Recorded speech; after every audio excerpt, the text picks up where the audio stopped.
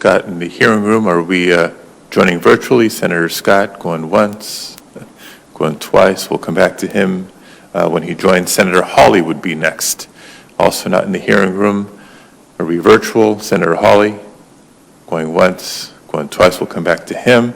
Then it comes to me, followed by Senator Johnson, who's waiting, and Langford after that.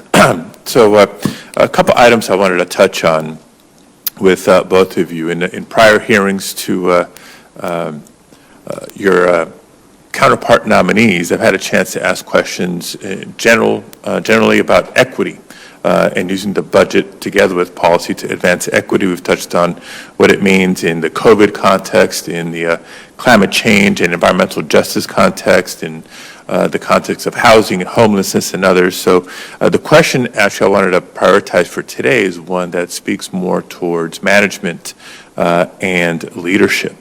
We know that after years of persistent attacks on federal employees and public employees more broadly, during the last administration, we faced significant challenges in the recruitment and retention of a talented federal workforce, and especially a diverse, talented federal workforce. The federal government seems to be falling behind in the hiring of the workforce for tomorrow. A year ago, only 7.3% of the federal workforce was under the age of 30, compared to 23% in the private sector.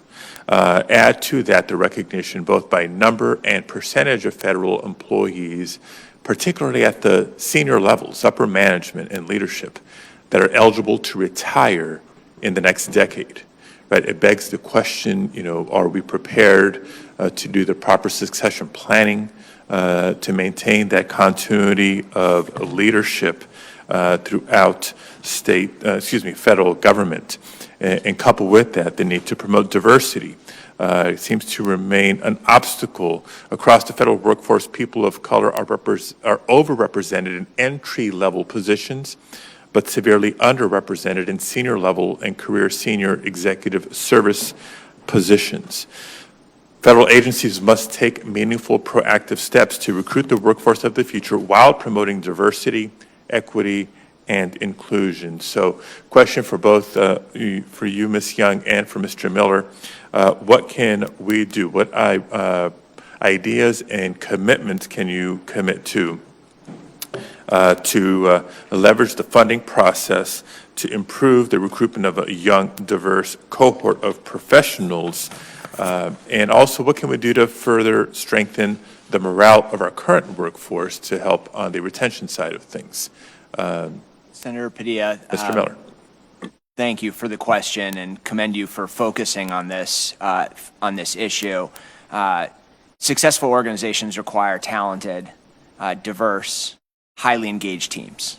The data shows that repeatedly. When we look at the federal government, as you noted at the end of your comments, the engagement levels, the morale levels are not where they should be.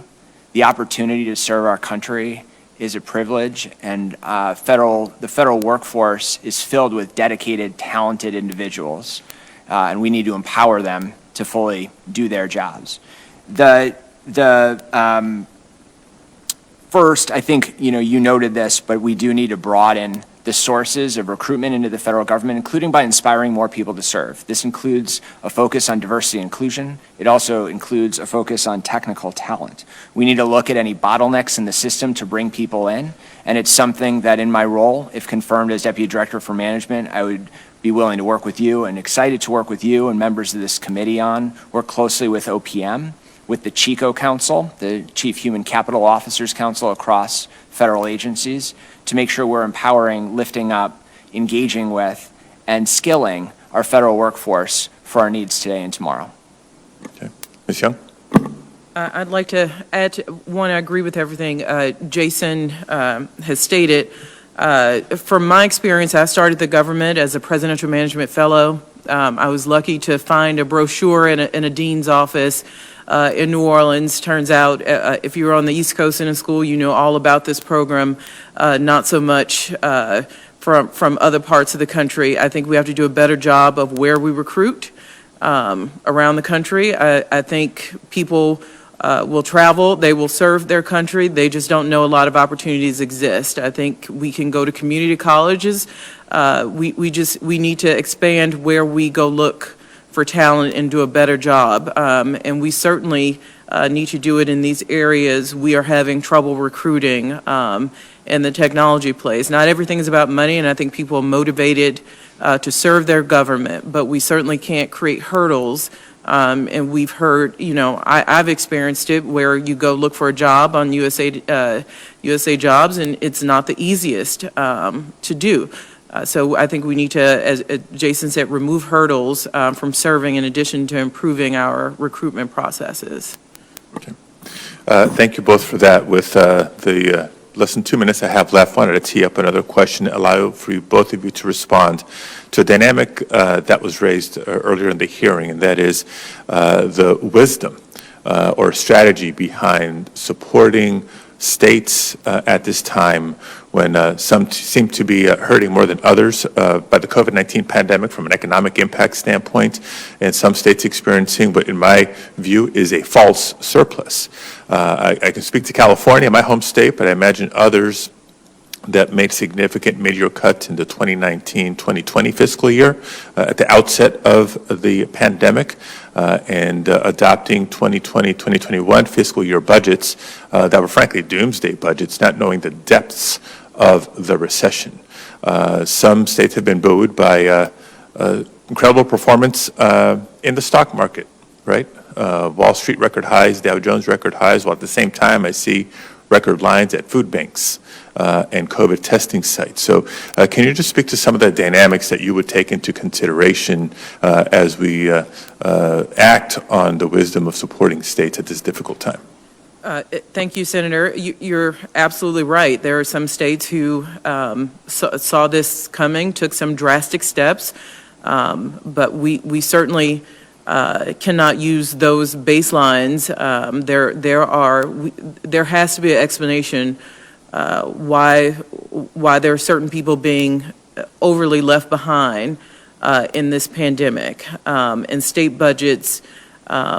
They have to balance. I appreciate the difficulties where the federal government, I think, can serve a role here, is to ensure that basic state functions can be brought up, and there are some populations that require more services during the pandemic, or we're going to have more of a wealth gap in this country.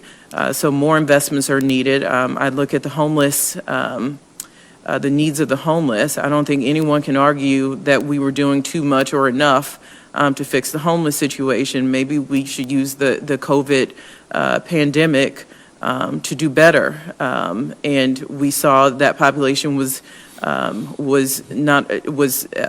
more risk. We didn't have a great handle before the pandemic. So there's some areas, especially with communities who were already behind in the pandemic. We need to ensure that state services not only stay the same, but we do better. So, thank you, Ms. Young. Mr. Miller, I see you eager to jump in.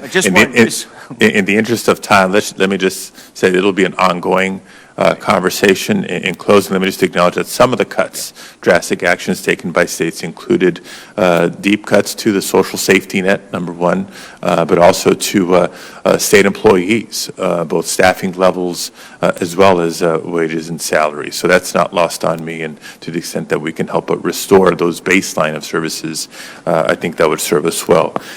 Next is Senator Johnson. Thank you, Mr. Chairman. I guess I would just quick comment before I hop into my plan questions.